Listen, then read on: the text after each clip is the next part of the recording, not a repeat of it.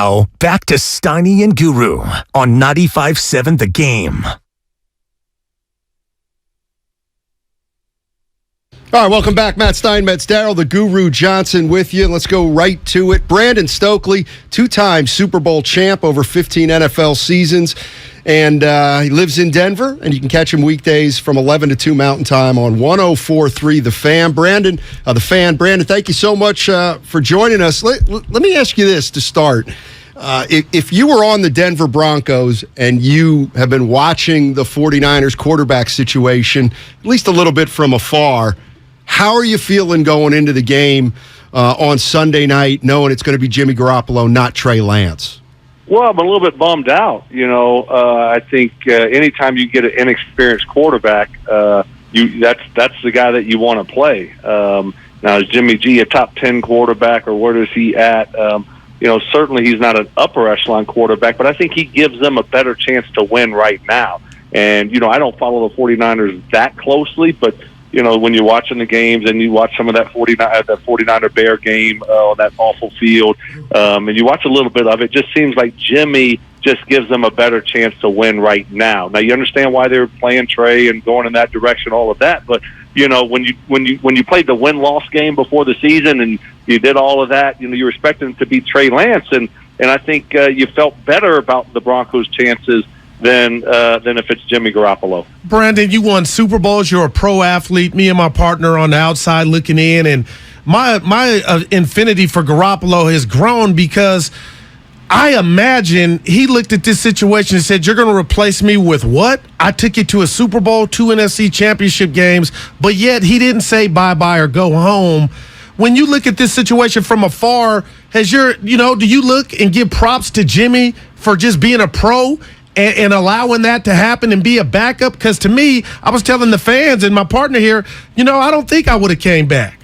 Right. And that's not how things usually are handled right now in today's age. And certainly for a guy like Jimmy Garoppolo, and he's been very successful, and they're ready to move on from you, and then all of a sudden, they kind of got caught with their hand in the cookie jar, and there was no trade partners, with the surgery and him not being healthy, but he could have easily tried to force his way out of town. And he could have gone to social media. He could have gone to doing radio and forced his way out of town. But he was just a good soldier. I don't know if that's the smart way to do it, honestly, because, it's a business. It is a business, and you look at teams, and they're ready to move on from you. And the 49ers already told him it was a business by drafting Trey Lance.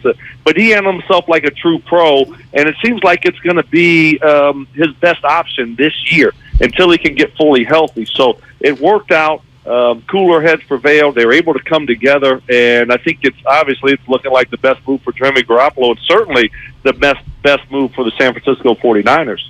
Brandon Stokley joining us on 95.7 The Game, former 1,000-yard receiver. He spent 3 seasons with Denver. What kind of team have the Broncos been? I know it's only been 2 games. You got a new quarterback, Russell Wilson, there, but do you see this as kind of growth in progress, and where is Denver right now?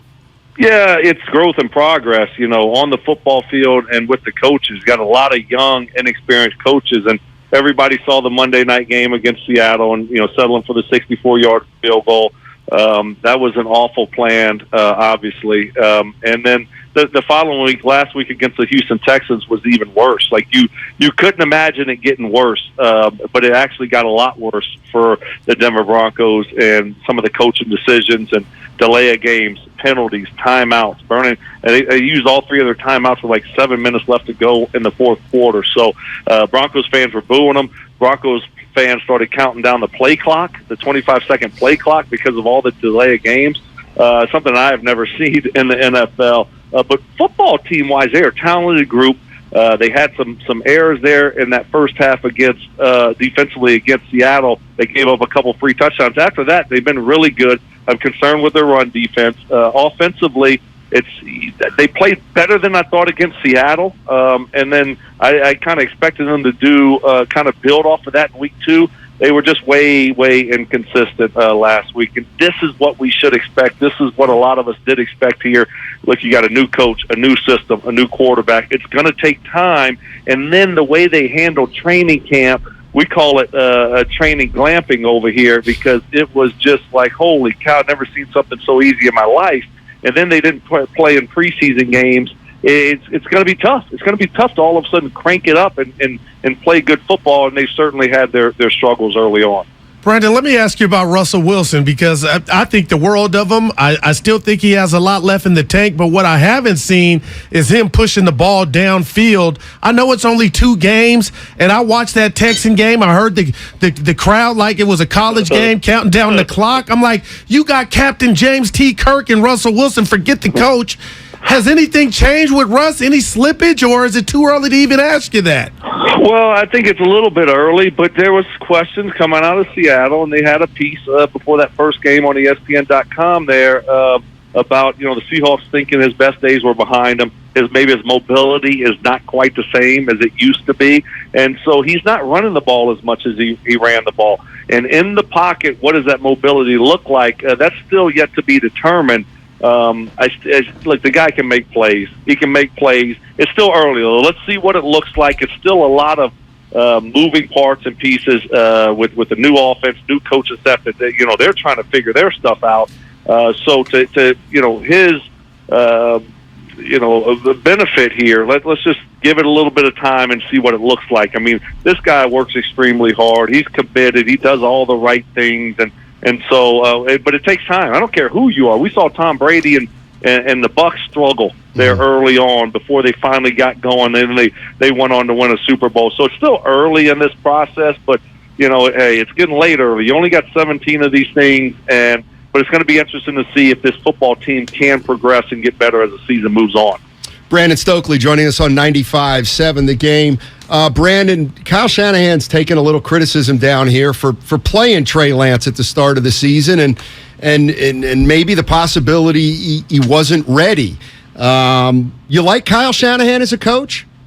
I love Kyle Shanahan as a coach. I wanted him here back 5 years ago when we hired Vance Joseph. He was my choice to be the head coach here. I love how he is as an offensive-minded coach. And I'm sure, I don't watch it week in and week out like y'all do, but he just schemes things open. And so I really do like him as a football coach. I think the players love playing for him, and you've seen some ups and downs there, certainly, but going to a Super Bowl, NFC championship, I think it was last year, right? And they've put together a really good team, and I understand why they went with Trey Lance. That's just what you got to do. You got to play the kid. You can't draft him, in the top 5 or whenever they drafted him, and just let him sit there for years. It's just you believed in him. You got to just go with him. The only way that you can see if he's any good is if you put him out there on the football field. And it kind of told you what they thought of Garoppolo. There was a ceiling there with Garoppolo, and they were trying to take that, get to the next level at the quarterback position. Brandon, let me ask you your thoughts on some of the key matchups in this game. Like, when you look at the Niners' defense, what do you think I know you can't give away everything, but what do you think the plan of attack is? Well, I think when you look at the Niners, I mean, I'm taking away this running game from the Denver Broncos. That's what I'm thinking about. Javonte Williams has been great, second-year player out of North Carolina. Melvin Gordon's been a really good back in the NFL for a long time. He's in the reserve spot, but you're going to see both of those guys, and that's the strength of their football team right now, is running the football. The problem here in Denver, they haven't done it enough. They've gotten away from it. So if I'm the 49ers, I'm trying to take away that running attack from the Broncos. And their offensive line can be taken advantage of a little bit. And you look at Bosa over there. Is he going to go against Garrett Bowles on the left side, or will he go over a little bit on that right side? And Billy Turner from the Green Bay Packers might be making his first start of the year. He's been banged up and hurt all off season. So I think if I'm the 49ers defense, I'm coming in with the plan to stop the Broncos' run, make them throw the ball to beat me. Brandon, thank you so much for joining us. Really appreciate it, and should be a fun game on Sunday night. Looking forward to it. Thanks for having me, guys. I appreciate it.